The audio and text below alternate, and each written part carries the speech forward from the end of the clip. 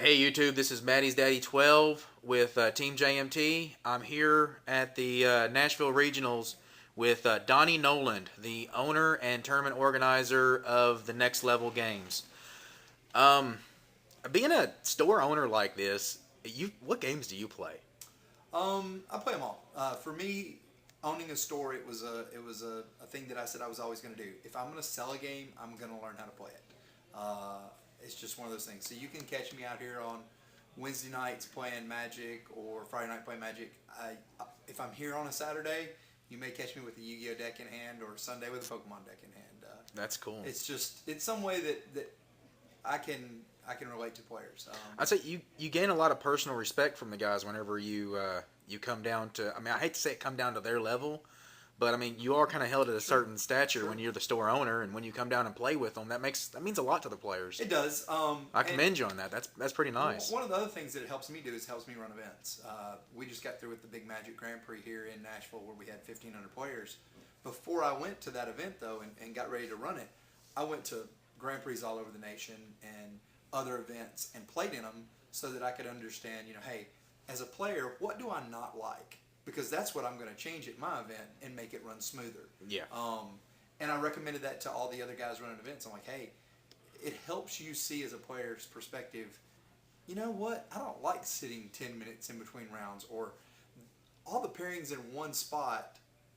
It just makes a big group of people. And you kind of learn what's annoying to a player. So hopefully you Yeah. can make the changes and not have those for yours. That's cool. I'm glad you do your background or you do your research on that. I mean, a lot of the store owners won't do something like that. So we just finished. Well, we just finished the Swiss rounds in the Nashville Regional. How many do we have enter? Had 116 players today. That's a little small for Nashville, but no, it went real smooth. I think 5 o'clock started at 10:30 after announcements, so Yeah. we're running a really good pace. That's what we look for. That's cool. That's cool. So what kind of preparation did you have to do as a tournament organizer to get your judges, your crew, and then get your store ready for the event? Well, for us, anytime we do one of these events where where we could get 200 people, we change the scope a little bit. We have a lot of display area that is normal setup for retail space, and we just push it in the back and get the store a little more set up. So I think today we had seating for 250 people in case we got close to it. But we also had other events going on as well.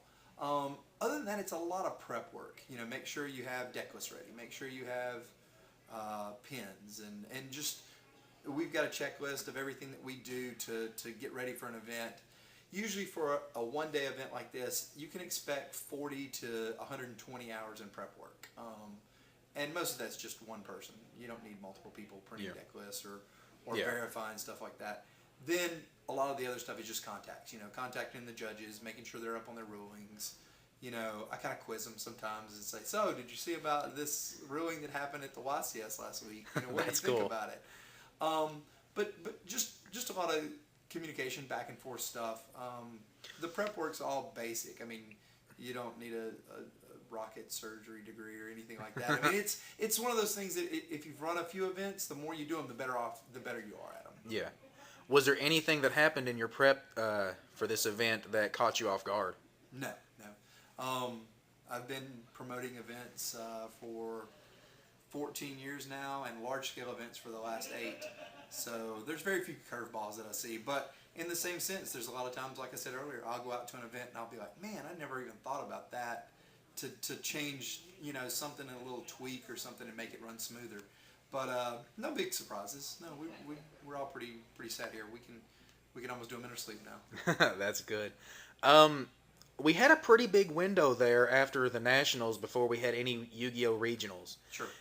As a tournament organizer, store owner, was there any reason for that? I mean, did you guys have any problems getting the events, or? No, not really problems. I think Konami just took a little time and kind of spaced some stuff out to get them back up and running.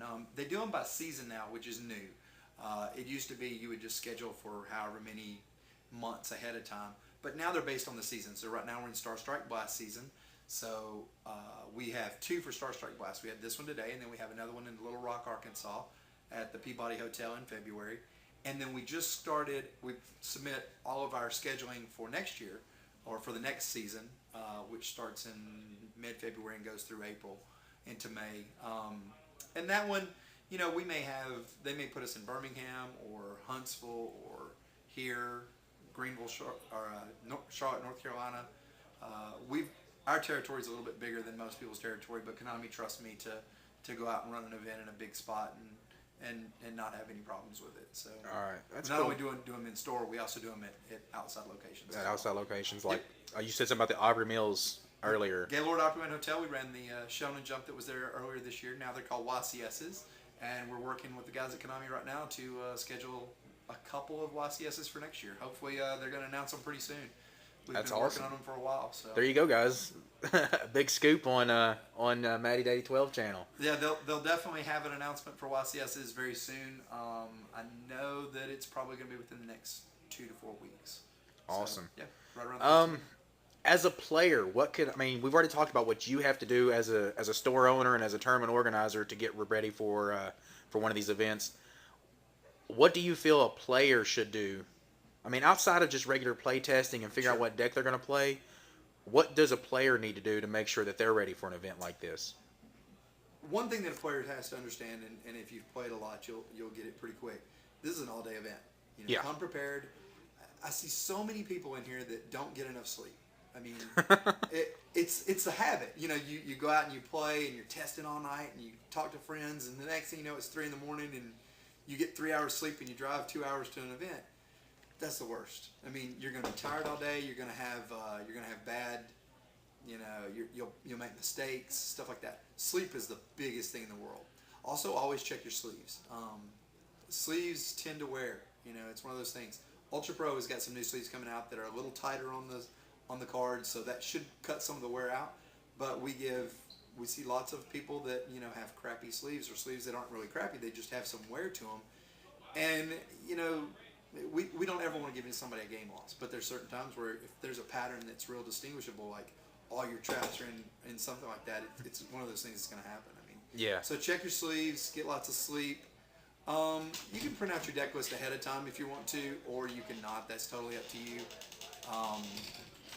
Most organizers that are on top of their game keep all that stuff ahead of time. So it never hurts though. Saves you a little time.